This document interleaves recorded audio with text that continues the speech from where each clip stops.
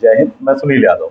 आज हम बात करने वाले हैं एमपीपीएससी पेपर 4 के बारे में, जो कि मुख्य परीक्षा में आपको होता है।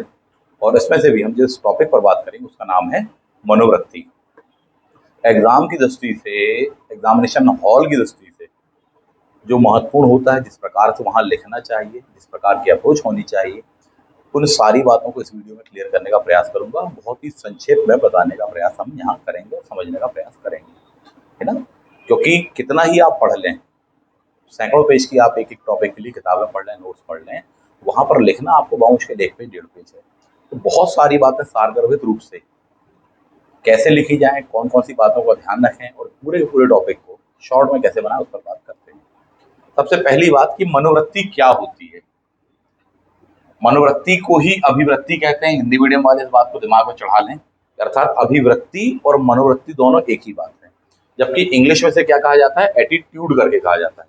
बहुत कुछ मिलते जुलते से नाम है, अभी क्षमता नाम आएगा, एप्टीट्यूड नाम आएगा, तो कंफ्यूजन हो जाता है कई बार। इसलिए पहले से क्लियर कर, मनोवृत्ति जिसे अपन ने अभिवृत्ति भी कहा है, जबकि इंग्लिश में क्या कहा अपन ने, एटीट्यूड करके कहा है। सबसे पहली बात कि मनोवृत्ति क्या है। मनोवृत्ति क्या है, तो यह एक मन की दशा है, एक व्यक्ति का भाव है। किसी भी व्यक्ति का भाव, किसी भी व्यक्ति की सोच, बिल्कुल साधारण शब्दों में कहा जाए, किसी भी व्यक्ति की सोच किसके प्रति, किसी भी मनोवैज्ञानिक विषय, फॉर एग्जाम्पल किसी व्यक्ति के प्रति, किसी वस्तु के प्रति, किसी समूह के प्रति, किसी विचार के प्रति, किसी भी व्यक्ति की सोच, वो सोच 3 प्रकार से हो सकती है। पॉजिटिव हो सकती है, नेगेटिव भी हो सकती है उस चीज के प्रति, और न्यूट्रल भी हो सकती है। बोले हमें क्या मतलब, ज्यादा अपन ध्यान नहीं देते। इसका मतलब है कि मनोवृत्ति का मतलब है मन की दशा, व्यक्ति के मन का ऐसा भाव किसी मनोवैज्ञानिक विषय के प्रति, जो कि दर्शाता है कि वो उसके प्रति सकारात्मक है, नकारात्मक है या न्यूट्रल है। तो बिल्कुल सारगर्भित रूप से अपन इस बात को कहते हैं। मनोवृत्ति का मतलब ही सोच है, एक व्यक्ति की सोच है किसी भी चीज के प्रति साहब, यही कहलाती है मनोवृत्ति। जब एग्जामिनेशन हॉल में लिखने की बात आती है, 3 मार्क्स में लिखने वाली बात आती है, कुछ इस प्रकार से लिखिएगा कि किसी मनोवैज्ञानिक विषय, व्यक्ति, वस्तु, समूह इत्यादि के प्रति मनुष्य की दशा, भावना, सोच, विचार, जो नकारात्मक, सकारात्मक तथा न्यूट्रल कोई भी हो सकती है, उसे मनोवृत्ति करके कहा जाता है। बिल्कुल शॉर्ट में कंसाइज करके अपन इस वाली बात को कहते हैं। मनोवृत्ति के उदाहरण यदि हम देखें, मैंने कहा व्यक्ति, वस्तु, समूह, व्यक्ति, वस्तु, समूह के प्रति सोच को ही मनोवृत्ति या अभिव्यक्ति कहा है। किसी व्यक्ति के प्रति, फॉर एग्जाम्पल अपन उठाते हैं गांधी। बहुत सारे लोग गांधी को प्रेम करते हैं, उनके प्रति एक खास सोच बना के रखी हुई है, एक प्रकार की खास मनोदशा उनके प्रति। कुछ ऐसे भी होंगे जो कि नहीं भी पसंद करते होंगे। तो निश्चित रूप से किसी व्यक्ति के प्रति, कोई व्यक्ति ऐतिहासिक भी हो सकता है, धार्मिक भी हो सकता है, राजनीतिक भी हो सकता है। वर्तमान के संदर्भ में यदि हम बात करें, किसी पॉलिटिकल पार्टी का लीडर, कुछ लोग कहेंगे हाँ उनको वोट देना चाहेंगे, तो उनके प्रति मनोवृत्ति सकारात्मक है। कुछ कहेंगे नहीं नहीं बिल्कुल बेकार है, तो आपको नकारात्मक है। कोई तीसरा भी ऐसे कैटेगरी में होगा जो कहेगा कि नहीं अपन तो न्यूट्रल है, ठीक ही तो है, बाकी सारी की अपेक्षा तो ठीक ठाक तो काम कर रहे हैं, तो बोले न्यूट्रल। तो 3 प्रकार की सिचुएशन अपन को देखने को मिल रही है। व्यक्ति के प्रति, किसी वस्तु के प्रति हम बात करें, जो कोई सी वस्तु हो सकती, खेल हो सकता है कि साहब फुटबॉल के प्रति क्या सोच रखते हैं, बोले न्यूट्रल है, कोई मतलब नहीं ज्यादा। क्रिकेट के प्रति बोले बहुत सकारात्मक रखते हैं, बहुत ज्यादा डिवोशन देखने को मिलता है भारत के संदर्भ में। तो खेल के प्रति कुछ होंगे बोले नहीं हमको पसंद ही नहीं है, हो सकता है किन्हीं कारणों से होगा, किसी की मात्रा ज्यादा हो, किसी की संख्या कम होगी, तो ये हमको देखने को मिलेगा। तो वस्तु के प्रति खेल हो सकता है, भोजन हो सकता है, खान पान, वेजिटेरियन, नॉन वेजिटेरियन इत्यादि वगैरह। कुछ बिल्कुल ही नेगेटिव सोच रखते होंगे, कुछ पॉजिटिव सोच रखते होंगे, और कुछ कहेंगे ठीक दोनों ही चल जाता है। तो न्यूट्रल एक भाव हमको देखने को मिल रहा है। इस प्रकार से वस्तुएं हो सकती हैं, मोबाइल का उपयोग को लेकर हो सकता है। कुछ बड़ा ही सकारात्मक रखेंगे, बोले साहब उसके बिना तो जी पाना संभव नहीं है। कुछ ऐसे होंगे बोले साहब समय की बर्बादी, पढ़ाई में डिस्टर्बेंस होता है, हम तो व्हाट्सएप तक यूज नहीं करते। कुछ होंगे न्यूट्रल है, बोले एक बैलेंस अप्रोच लेकर चलते हैं साहब, न्यूट्रल है कि ना तो पॉजिटिव ना ही नेगेटिव वाली बात है। समूह के प्रति, इसके आपको सैकड़ों हजारों एग्जाम्पल देखने को मिलेंगे, हालांकि वो सभी के मिल जाएंगे। समूह का मतलब ये है ग्रुप्स, किसी धर्म विशेष के व्यक्तियों के प्रति, किसी जाति विशेष के व्यक्तियों के प्रति, ऊंची जाति का निम्न वर्ग, एक तथाकथित निम्न वर्ग के प्रति, किसी का दूसरी जातियों के प्रति, तो एक प्रकार का हमको देखने को मिलती है मनोवृत्ति की। साहब कोई पॉजिटिव बोले नहीं साहब ये ऊंच नीच बेकार है, फालतू बातें हैं, पुरानी रूढ़िवादी बातें हैं। कुछ कहेंगे नहीं नहीं बिल्कुल सही है साहब, वर्ण व्यवस्था बिल्कुल सही है, कुछ लोग ये कहेंगे। तो इसका मतलब है कि इस ग्रुप के प्रति जिससे ये बिलोंग कर रहे हैं उनकी सोच ये है। ऐसे ही संदर्भ अपन देख सकते हैं अंग्रेजों की किसी जमाने में भारतीयों के प्रति, जो भारतीयों को कुछ भी नहीं समझते थे, हीन समझते थे, बहुत नकारात्मक एक भावना थी उनके मन में, एक सोच है उनकी, रेसिज्म करते थे हमेशा के हमेशा, भेदभाव देखने को मिलता था, पूर्वाग्रह बहुत सारे देखने को मिलते थे। तो समूह के प्रति आपके देश में भी इसके 50 उदाहरण मिल जाएंगे, विदेशों के भी इतिहास के भी आपको 50 उदाहरण मिल जाएंगे। सीधी बात, मनोवृत्ति का मतलब यह है कि किसी व्यक्ति वस्तु समूह जिन्हें अपन मनोवैज्ञानिक विषय कह रहे हैं उसके प्रति धारणा, सोच, भाव इत्यादि वगैरह को क्या कहा है, मनोवृत्ति कहा है। मनोवृत्ति के स्टेप्स क्या होते हैं, यानी मनोवृत्ति जो बनती है उसके स्टेप्स क्या होते हैं, या कहा जाए कि उसके अवयव क्या होते हैं, उसके पार्ट्स क्या होते हैं, उसके कंपोनेंट्स क्या होते हैं। मोटे तौर पर ऐसा माना जाता है दैट इज भावेश, ये उसके अवयव होते हैं, इसके मनोवृत्ति के भावेश। कोई भी मनोवृत्ति के निर्माण का कारक यहाँ से देखने को मिलेगा। सा से यहाँ पर मतलब होता है दैट संज्ञानात्मक, कॉग्निटिव, संज्ञानात्मक। भा से मतलब होता है भावात्मक, वा से मतलब होता है व्यवहारात्मक। ये उसके अवयव हैं, पार्ट्स हैं, स्टेप हैं, कंपोनेंट्स हैं। स्टेप नंबर 1 ये होगा, 2 ये होगा, 3 ये होगा। संज्ञान का मतलब है जैसी भी आपको इंफॉर्मेशन, सूचनाएं मिली हैं, किसके प्रति, किसी व्यक्ति के प्रति, वस्तु के प्रति, समूह के प्रति, भले ही वो सूचनाएं सही भी हो सकती हैं, गलत भी हो सकती हैं। गलत सूचनाएं मिली तो हम उनके प्रति गलत धारणाएं रखेंगे। हो सकता है हम तर्क वितर्क करें, बोले कि नहीं नहीं साहब ये तो सही नहीं है, और हो सकता है हम मान ही लें उन बातों को। प्राय व्यक्ति मोटे तौर पर पहली बार में उसको जो भी इंफॉर्मेशन मिलती है उसको मान ही लेता है। तो संज्ञानात्मक कहलाए कि जैसी सूचनाएं मिली होंगी उसके अनुरूप वह उस चीज के प्रति मनोवृत्ति डेवलप करेगा, चाहे वो भोजन हो, चाहे रहन सहन हो, चाहे ब्रांड्स वाली बात हो, चाहे जाति प्रथा हो, धर्म विशेष के लोग हों, किसी देश विशेष के लोग हों कि बोले अफ्रीका के उस देश के लोग ऐसे ऐसे होते हैं। जैसी सूचना मिली होगी साहब वह वैसी सोच रखना शुरू कर देगा। वहां से उसकी स्टार्टिंग हो गई, स्टेप नंबर 1 विकसित होना शुरू उस विषय के प्रति, उस मनोवैज्ञानिक विषय के प्रति। जैसी सोच उसकी होगी उसको सदैव जब भी वह वैसी वस्तु देखेगा, वैसे व्यक्तियों को देखेगा, उसमें वैसे भाव आएंगे, और जैसे उसमें भाव आएंगे वह उन्हीं के अनुरूप बिहेव करेगा, यानी व्यवहार करेगा। तो इसे ही कहा जाता है कॉग्निटिव, ठीक, इफेक्टिव एंड बिहेवियरस, जो अपन कहते हैं। संज्ञान यानी सूचनाएं, भाव वैसे भाव आना, व्यवहारात्मक यानी वैसा व्यवहार करना।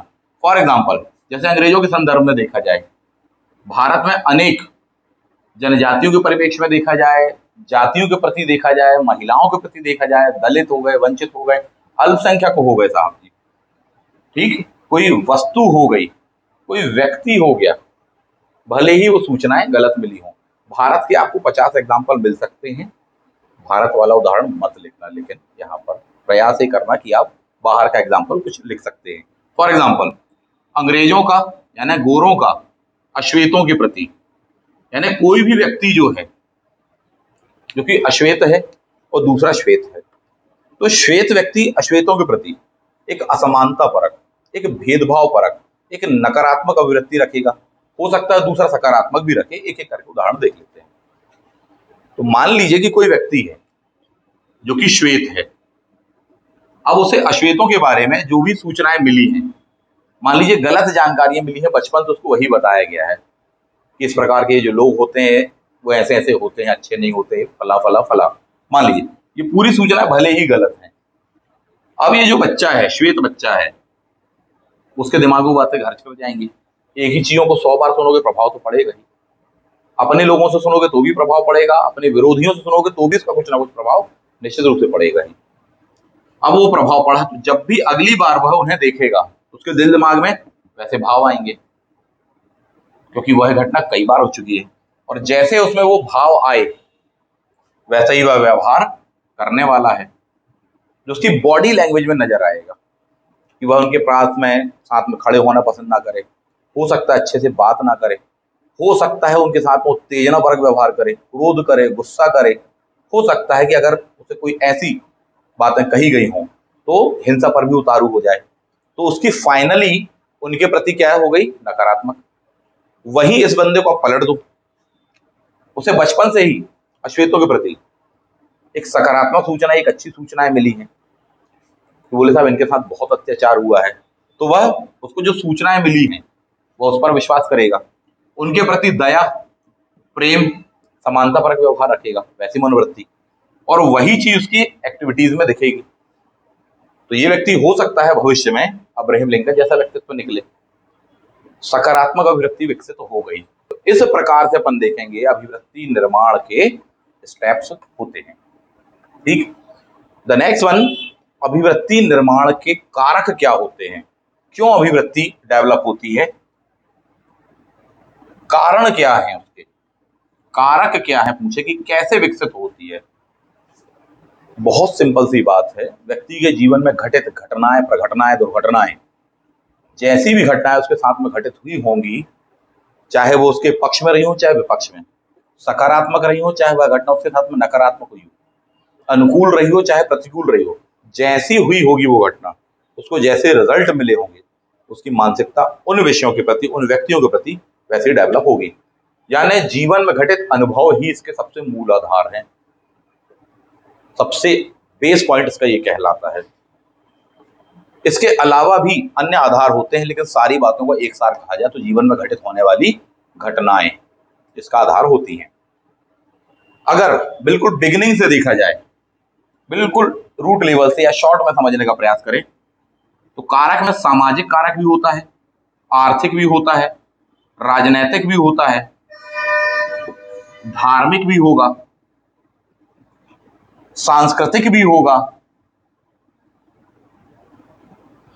सांस्कृतिक कारक भी होने वाला है, एक दबाव समूह का भी होगा, शैक्षणिक कारक भी होगा, यानी शिक्षा इत्यादि वगैरह का प्रभाव भी देखने को मिलेगा अपन को, और एक व्यक्तिगत कारक भी होगा। कभी को अगर क्वेश्चन पूछा जाए तो आप इन पॉइंट्स को बना देंगे, एक एक करके देखते हैं। तो जैसे कि बताया, जीवन में घटित घटनाएं, अगर वो घटना उसके अनुकूल रही होगी तो उस व्यक्ति वस्तु समूह के प्रति उसकी एक बड़ी सकारात्मक, मान लीजिए कोई मुसीबत में फंस गया कहीं अनजाने स्थान पर, वो जिस धर्म का, उससे कोई अलग धर्म का कोई व्यक्ति उसको मिला, अलग जाति का मिला, उसने उसकी हेल्प कर दी, उस व्यक्ति धर्म समुदाय के प्रति उसकी अभिवृत्ति क्या होगी, एक सकारात्मक हो जाएगी। मान लो उसने मदद मांगी, उसने मना कर दी, बोले नहीं साहब मैं आपको हेल्प नहीं करता, तो मैं जल्दी में हूं। ऐसे ही कई घटनाएं जब उसके साथ में घटित होंगी और उन्होंने नो कहा तो उसकी क्या हो जाएगी, मना हो जाएगी साहब। तो ये चीज भी होती है। अब उन्हीं से जुड़े हुए सभी कारक हैं, सामाजिक, आर्थिक, राजनीतिक, अनुभव पर आधारित। इस अनुभव का एक और आधार है, ध्यान रखना, आवश्यकता पूर्ति। आवश्यकता पूर्ति अर्थात जिन चीजों से व्यक्ति की आवश्यकताओं की पूर्ति होती है उसके प्रति एक बड़ी सकारात्मक अभिव्यक्ति उसकी डेवलप हो जाएगी। फॉर एग्जाम्पल, माँ और बच्चे, बच्चे को माँ से बहुत सारा प्रेम, भोजन इत्यादि वगैरह मिलता है, तो कभी भी उसकी अभिवृत्ति डेवलप होगी उसके प्रति एक सकारात्मक वाली। शिक्षक और विद्यार्थी, शिक्षक से बच्चों को अच्छी चीज मिल रही है, अच्छे अनुभव मिल रहे हैं, सकारात्मक डेवलप होगी, नहीं मिल रहे हैं तो नकारात्मक वाली डेवलप होगी। प्राय अच्छी चीजें मिल रही हैं इसीलिए सकारात्मक वाली। आवश्यकता पूर्ति, उस आवश्यकता की पूर्ति नहीं हुई जो रिक्वायरमेंट है उस विद्यार्थी की, नकारात्मक हो जाएगी। उस शिक्षक के प्रति, उस शिक्षण संस्थान इत्यादि के प्रति, निश्चित सी बात है। तो आवश्यकता पूर्ति कारक जो है एक बहुत महत्वपूर्ण है, जीवन में घटित अनुभव बहुत महत्वपूर्ण है। सामाजिक कारक, जिस समाज में हम रहते हैं, जैसी वहां पर धारणाएं हो, रूढ़ियां हो, मान्यताएं हो, विश्वास, विचार, परंपराएं हो, वो कहीं ना कहीं हमारे अंदर आती हैं। किसी व्यक्ति, जाति, धर्म विशेष के प्रति जैसा समाज बोल रहा होगा वही हम सुन रहे होंगे। हो सकता है उससे प्रभावित हो जाए, सहमत होने लगे धीमे धीमे, हो सकता है उस बात का विरोध करें। सहमत होने वालों का प्रतिशत कभी भी 99% होता है, 1% उनके विरोधी होते हैं, खासकर भले ही ऋण धाराओं के बारे में ही बात करें तो कभी वो राजा राम मोहन राय, कभी वो अब्राहम लिंकन जैसे पर्सनैलिटी होते, पर कितनी, कम, जैसा समाज वैसा परिवेश। तो उस विषय के प्रति उनकी अभिवृत्ति वैसी डेवलप होगी। पॉजिटिव तो पॉजिटिव, नेगेटिव तो नेगेटिव। आर्थिक कारक, यदि वहां से उनकी आर्थिक आवश्यकताएं पूरी हो रही हैं, लाभ हो रहा है, तो उस चीज के प्रति एक बड़ी सकारात्मक अभिवृत्ति डेवलप हो जाएगी। नहीं हो रही तो नकारात्मक। कई बार देखना, जो लोग जीवन अपने वंचनाएं में व्यतीत करते हैं, आर्थिक वंचनाएं, सामाजिक वंचनाएं, पारिवारिक वंचनाएं, एक जीवन के पश्चात में उनमें एक फ्रस्ट्रेशन, एक गुस्सा, एक उन्माद देखने को कई बार मिल जाता है। सारे नियम सत्य नहीं है, कुछ के अपवाद भी हो सकते हैं, है ना। आर्थिक कारक साहब तो बार बार उसको पॉइंट आउट करते हैं, तो उस चीज से भी उसकी अभिव्यक्ति डेवलप होगी। कोई बंदा कोई वस्तु खरीदना चाहता है, पढ़ाई के लिए लैपटॉप लेना चाहता है, मोबाइल लेना चाहता है, कुछ लेना चाहता है, नहीं ले पा रहा आर्थिक कारणों से, आगे पढ़ना चाहता है, कोचिंग करना चाहता है, नहीं है पैसा, धीमे धीमे उस आर्थिक कारणों से उसकी अभिवृत्ति कहीं ना कहीं प्रभावित होगी, क्योंकि वो कर नहीं पा रहा, आर्थिक बैरियर बीच में आ रहा है। तो लगेगा सबको दुनिया में पैसा ही है, जिनके पास में होता मदद होती, नहीं तो नहीं होती, डेवलप होगी सब। आर्थिक कारक भी जिम्मेदार, इसका मतलब ये बड़ी डायनामिक है। राजनीतिक कारक, राजनीतिक समानता वहां पर प्राप्त है कि नहीं है, कानून की समानता प्राप्त है कि नहीं है, किस प्रकार का परिवेश है, बचपन ही से सिखाएगा बोले नहीं महिला और पुरुष अलग अलग है, वैसी वाली डेवलप होगी, बहुत अधिक संभावना है। बचपन से दिखाया गया नहीं सभी समान है, वैसी वाली डेवलप होगी। ये कारक। धार्मिक, जैसी हमारी धार्मिक मान्यताएं होंगी, जैसे हमारे संस्कार होंगे, किसी विषय के प्रति नकारात्मक, तो वैसे नकारात्मक विकसित होगी। सकारात्मक, सकारात्मक बोले सदैव सत्य बोलो तो सत्य के प्रति नकारात्मक होगी। झूठ बोलने वालों के प्रति नकारात्मक, क्योंकि बचपन से ही हमको वो चीजें संस्कार के रूप में मिली हुई हैं। सामाजिक दबाव, जिस समाज में हम रहते हैं उसका कहीं ना कहीं दबाव होता है, चाहे वो हमारा परिवार हो, चाहे वो मित्र मंडली वगैरह हो, चाहे हमारा शिक्षण संस्थान इत्यादि वगैरह हो, चाहे वहाँ की कानून व्यवस्था ही क्यों ना हो, जिन मान्यताओं को वो लेकर चलते हैं उनका दबाव होता है हम पर। हम उनसे बिल्कुल भी इतर नहीं जा सकते, बहुत ही रेयरेस्ट संभावना होती है, 1% के बराबर। नहीं तो उस सामाजिक दबाव के अनुरूप व्यक्ति चलता है, वैसी ही सोच उसकी विकसित हो जाती है। डेवलप। शिक्षा, जैसी शिक्षा मिली हो, जितनी गुणवत्तापरक शिक्षा मिली हो, जितने गुणवत्तापरक संस्थान से शिक्षा मिली हो, जैसा सिलेबस रहा हो स्कूल का, जैसा पढ़ाने वाले टीचर रहे, उन्होंने जैसा पढ़ाया उसके प्रति एक सकारात्मक वो चीज दिखेगी। किसी ऐसे व्यक्ति ने इसकी खुद नकारात्मक रही, उसने बताया है, तो वो चीज भी अंदर आ ही जाएगी और वो रह रह के समय समय के साथ में दिखेगी दिखेगी, कोई विकल्प ही नहीं है। अर्थात वह भी डेवलप करती है। नेक्स्ट वन, व्यक्तिगत कारक। व्यक्तिगत का मतलब होता है खुद की व्यक्तिगत गुण, कि वह व्यक्ति अंतर्मुखी है कि बहिर्मुखी, वह व्यक्ति दया, प्रेम इत्यादि मूल्यों से भरपूर है या उनसे वंचित। अर्थात इनको वैल्यू देता है कि नहीं देता, महत्व देता है कि नहीं देता। नहीं देता तो नेगेटिव हो जाएगी, देता है तो बड़ी पॉजिटिव करके हो जाने वाली है। तो इसका मतलब है कि ये सभी कारक जिम्मेदार होते हैं। द नेक्स्ट वन, अभिवृत्ति का प्रशासन में क्या योगदान है, क्या आवश्यकता है प्रशासन में, इसकी आवश्यकता। यदि सकारात्मक अभिवृत्ति है तो कभी भी सकारात्मक मूल्य विकसित करेगी वो, अर्थात आशावादी बनाएगी, उदार बनाएगी, दया, प्रेम, समानता, स्वतंत्रता का भाव, आधुनिक मूल्यों को स्वीकारने का भाव, लोगों के प्रति एक समन्वय का भाव, उदारता का भाव, ये सारे भाव होंगे। सकारात्मक यदि है मनोवृत्ति तो सकारात्मक आशावादी भाव होंगे, नकारात्मक तो नेगेटिव होने वाले। बहुत सिंपल सी बात है। सॉरी। यदि एक लोक सेवक, क्योंकि आप उसी नजर से देखें, या आप एक ऑफिसर बनने वाले हैं, आप एक ऑफिसर हैं, यदि आपकी सकारात्मक मनोवृत्ति है तो जितने भी आधुनिक मानवीय मूल्य होंगे, गुण होंगे, वो सभी निश्चित रूप से आप में आने लग जाएंगे, यानी आशावादी भी होंगे। तो प्रशासन में हमेशा जब भी आप वर्क करें तो ये सारी चीजें दिखेंगी, एक पॉजिटिव एटीट्यूड नजर आएगा वहां पर, उदारता नजर आएगी, लोगों के प्रति सहानुभूति नजर आएगी, समानुभूति नजर आएगी, दया, प्रेम नजर आएगा, एक उदार रवैया दिखेगा। कुछ अच्छे मूल्य भी डेवलप होंगे। फॉर एग्जाम्पल, एक समन्वय का भाव, कुशल प्रबंधन का भाव, कि हाँ चीजों को बहुत अच्छे से आप वहां मैनेज करते हैं, तो ये सब चीजें विकसित होंगी ही होंगी, निश्चित रूप से वहां पर दिखने वाली हैं। इसका मतलब है कि एक अच्छा लोक सेवक होगा। तो यदि सकारात्मक अभिवृत्ति है उसकी, उस व्यक्ति की, इसके प्रति, प्रशासन के प्रति, जनता के प्रति, नियम कानून संवैधानिक वैधानिक मूल्यों के प्रति, तो वह वैसा होगा। इसके अलावा उसके और भी सकारात्मक गुण इसी के रूप होंगे। यदि सकारात्मक है तो वह निश्चित रूप से प्रतिबद्ध होने वाला है, कार्य के प्रति प्रतिबद्धता दिखेगी, निष्ठा दिखेगी, ईमानदारी नजर आएगी उसके कार्य में, लक्ष्य प्रति रुझान, कठिन परिस्थितियों में या जटिल परिस्थितियों में, विपरीत परिस्थिति में, आपदाओं में भी उसकी इच्छा शक्ति दृढ़ रहने वाली है, उसकी कार्यप्रणाली से दिखेगा कभी भी। ऐसे ही मजबूत प्रशासक लोक सेवक चाहिए।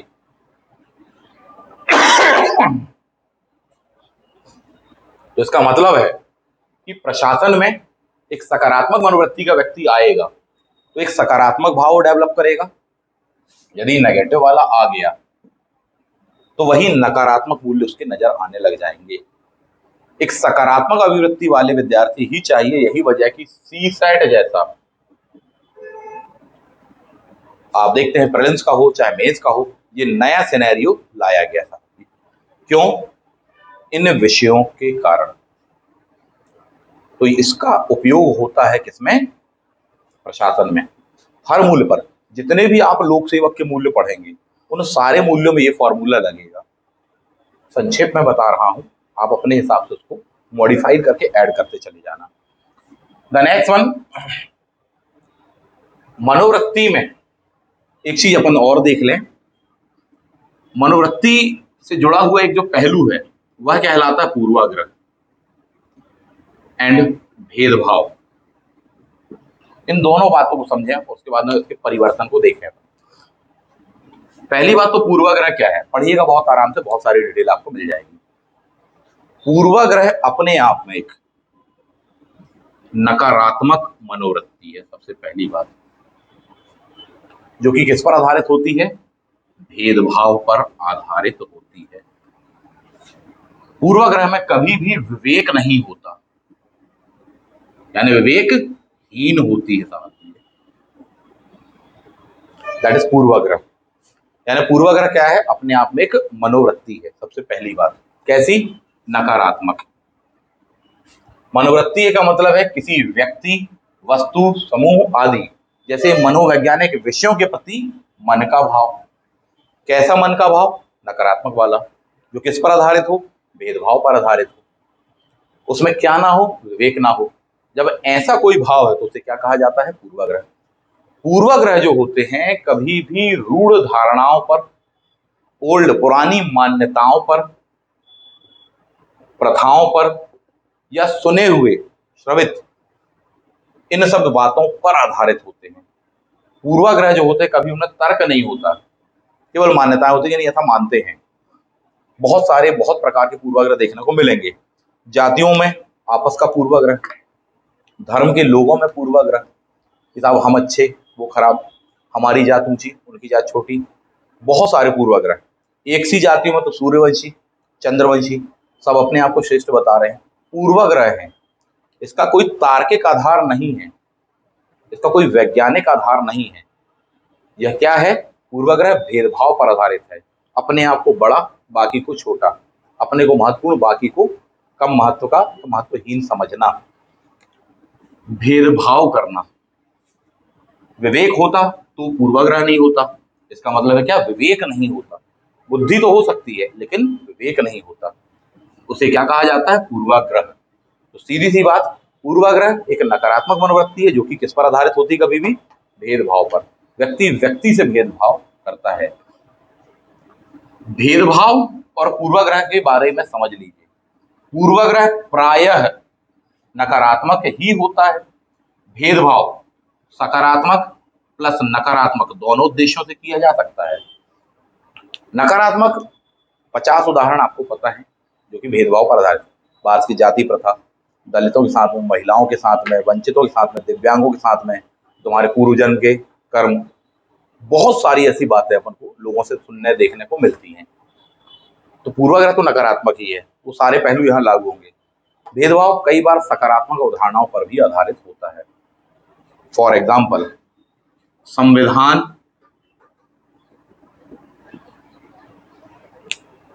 समाज के वंचित वर्गों, पिछड़े वर्गों, उनके कल्याण के लिए उनके साथ एक स्पेशल ट्रीटमेंट देता है साहब, उनके साथ करता है।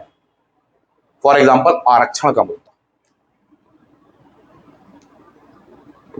कि समाज का जो वंचित वर्ग है, जो समाज की मुख्य धारा से पिछड़ गया है कहीं ना कहीं, उसको मुख्य धारा में आगे तक लाना है। कैसे ला सकते हैं? आरक्षण तो उनके लिए सीटें रिजर्व करते हैं, फिर बाकी लोग कह सकते हैं 50%, बोले हमें तो कोई रिजर्वेशन नहीं मिला, उनको बहुत सारी सुविधाएं दे रहे हैं या कुछ सुविधाएं दे रहे हैं। क्यों कर रहे हैं अपन इतना भेदभाव? इनके साथ में 50% वर्ग अलग, 50% के साथ में अलग, 50% का कट ऑफ अलग, बाकी 50 का अलग। भेदभाव कर रहे हैं, लेकिन किस चीज के लिए? एक समुदाय के कल्याण के लिए, नहीं केवल व्यक्ति विशेष के कल्याण के लिए। एक समुदाय के कल्याण की भावना कहीं ना कहीं उसका हित जुड़ा है। भेदभाव इसलिए अच्छा भी हो सकता है और बुरा दोनों भी हो सकता है। संविधान भी करेगा वंचित वर्ग को आगे लाने, विकास की मुख्य धारा में शामिल करने। आर्टिकल 16 पढ़ते हैं, लेकिन वही 16 अंडर सेक्शन 4 भी पढ़ते हैं, ईडब्ल्यूएस पढ़ते हैं, गरीबों को राशन पढ़ते हैं। शासन की बहुत सारी योजनाएं हैं जो वंचित वर्गों के लिए एक स्पेशल ट्रीटमेंट देती हैं। इतने रुपए में आपको इतना अनाज फ्री मिलेगा साहब जी, ये सुविधाएं फ्री मिलेंगी, यहाँ पर इलाज फ्री मिलेगा आपको साहब, या बहुत ही कम कीमत पर मिलेगा। समाज के वे वर्ग जो कि वंचित हैं उनको स्पेशल ट्रीटमेंट दिया जा रहा है, बाकी को नहीं। ठीक, भेदभाव किया जा रहा है, लेकिन इसका उद्देश्य क्या है? समूह का कल्याण है, ना कि किसी व्यक्ति विशेष मात्र का कल्याण। ऐसा वाला भेदभाव कभी भी अच्छा कहलाता है। कानून भी इस आधार पर करता है। महिला सुरक्षा को लेकर देखो, घरेलू हिंसा को लेकर देखो, महिलाओं की सुनवाई वाली बात, पहले बहुत से ऐसे कानून मिलेंगे आपको, वह लगता जरूर है किसी बाकी वर्ग के साथ में समानता नहीं है, भेदभाव हो रहा है यहाँ, लेकिन किस बाबत है? वो उनके कल्याण के लिए है। तो ये हम देखते हैं। रिजर्वेशन वाला मुद्दा देखा, स्कूलों की स्कॉलरशिप वाला मुद्दा देखो, शासन की बहुत सारी योजनाएं देखें, बच्चों को लैपटॉप दिया जाना, मोबाइल दिया जाना, 80% से ऊपर नंबर आने पर ऐसा ऐसा प्रिविलेजेस दिया जाना। विक्रमादित्य छात्रवृत्ति योजना देखें कि जनरल कैटेगरी के विद्यार्थियों तक को हम देते हैं जो गरीब वंचित समुदाय से है, या आर्थिक स्थिति, ईडब्ल्यूएस के रिजर्वेशन अपन देखें 50 हो। तो भेद तो कर रहे हैं, और ये नकारात्मक नहीं बल्कि क्या है? सकारात्मक। नकारात्मक के उदाहरण तो पता है बंधु, सीधी बात। पूर्वाग्रह ऑलवेज बुरा, भेदभाव बुरा और अच्छा दोनों हो सकता है। तो ये चीज है, कभी को पूछे तो इस प्रकार से उदाहरण अपन दे सकते हैं। इन सब के पश्चात में हम आते हैं कि मनोवृत्ति जो है, क्या उसमें परिवर्तन हो सकता है?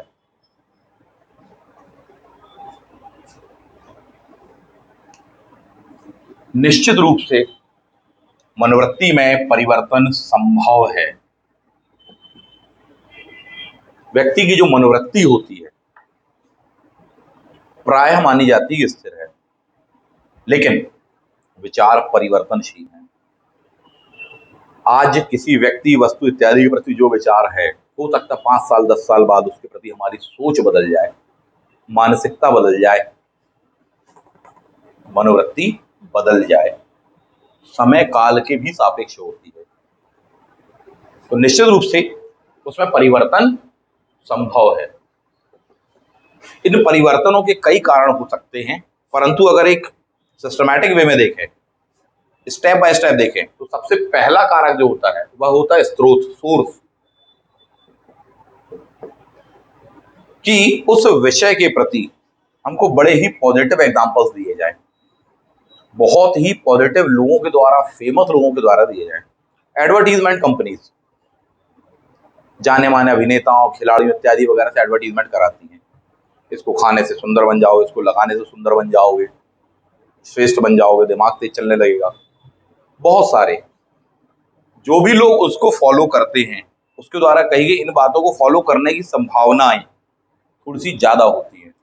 यानी एक सही सोर्सेस से कहा जाए गवर्नमेंट भी यही काम करती है, ऐसे लोगों को ब्रांड एम्बेसडर बनाती है, ऐसे लोगों के द्वारा प्रमोट कराती है।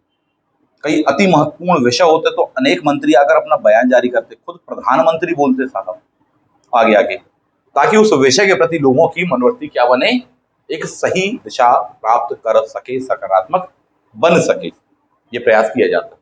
तो सबसे पहला तो क्या होता है, स्रोत। दूसरा होता है उसके द्वारा दिया गया संदेश, कि जो भी सूचना दी जा रही है, सूचना कभी बिल्कुल स्पष्ट होनी चाहिए, क्रिस्टल क्लियर, यानी उसमें कोई डाउट क्रिएट नहीं होना चाहिए कि उसके दो मीनिंग निकल रहे हैं।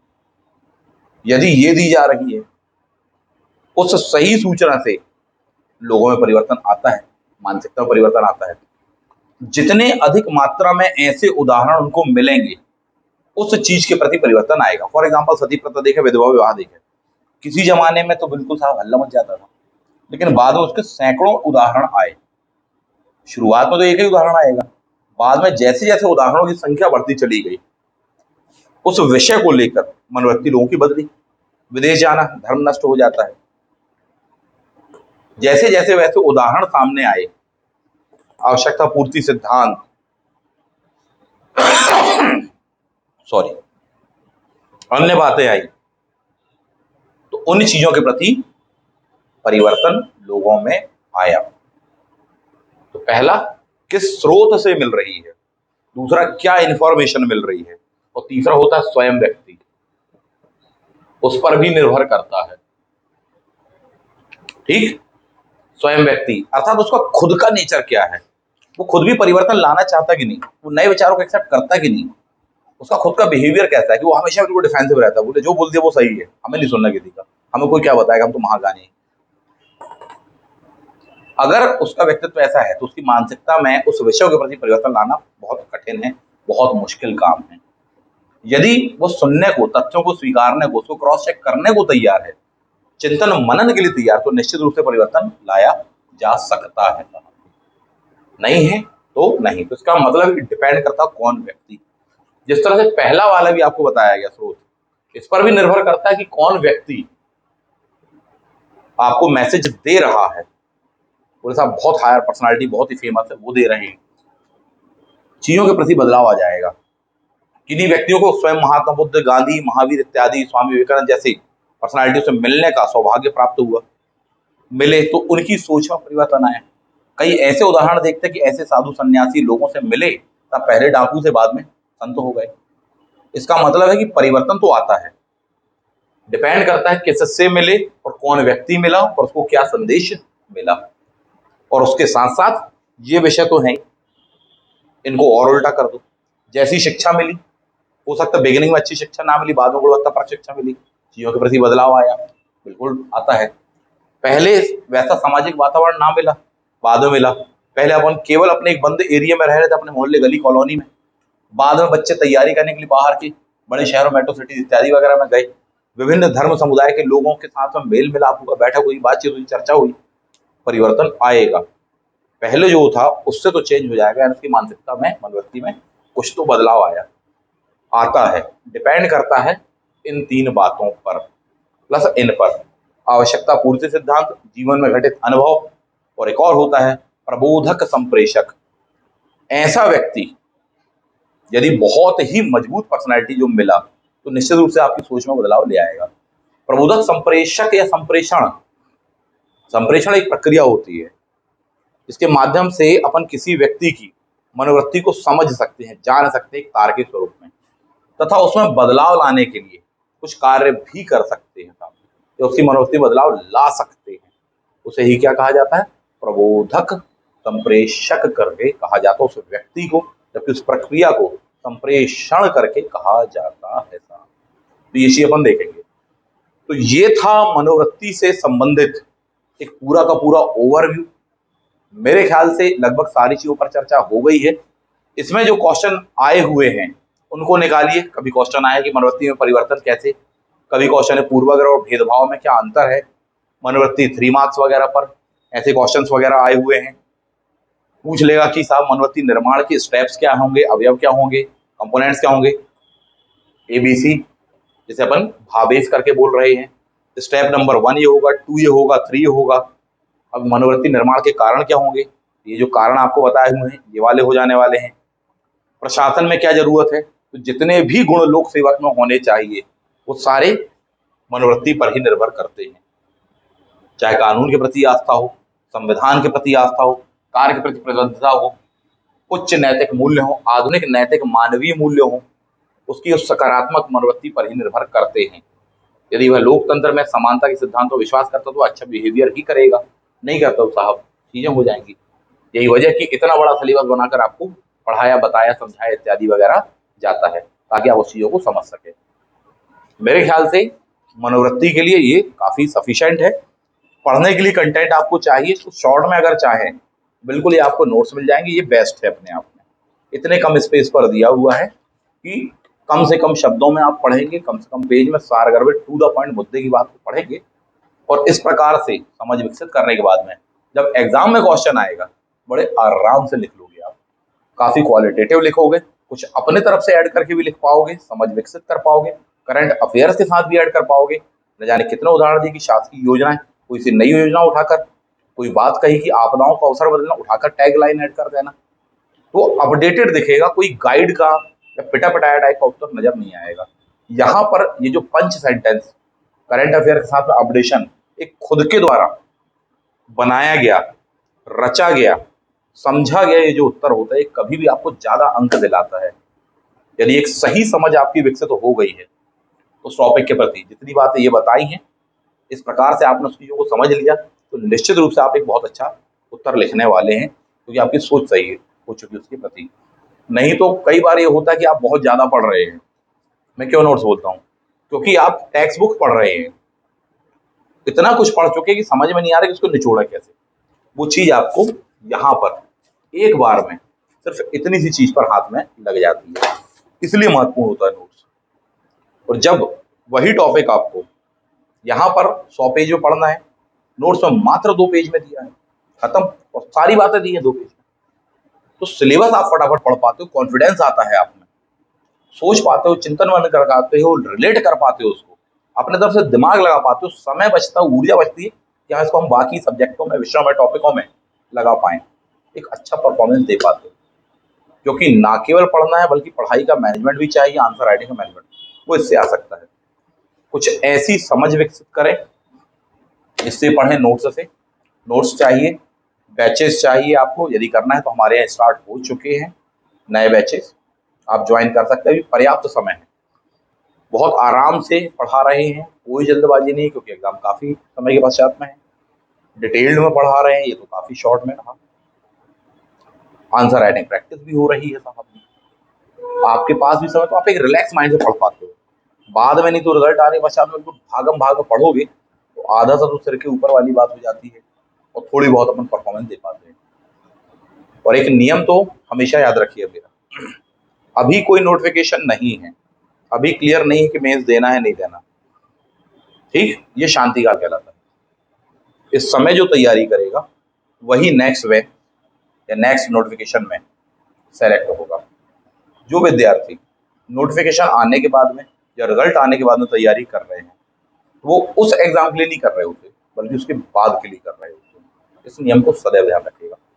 पहले से जब सारी दुनिया सो रही है, निश्चिंत है, नकारात्मक अभिव्यक्ति से ग्रसित है, घूम रही है, समय का सही उपयोग नहीं कर रही, उस समय तैयारी करो।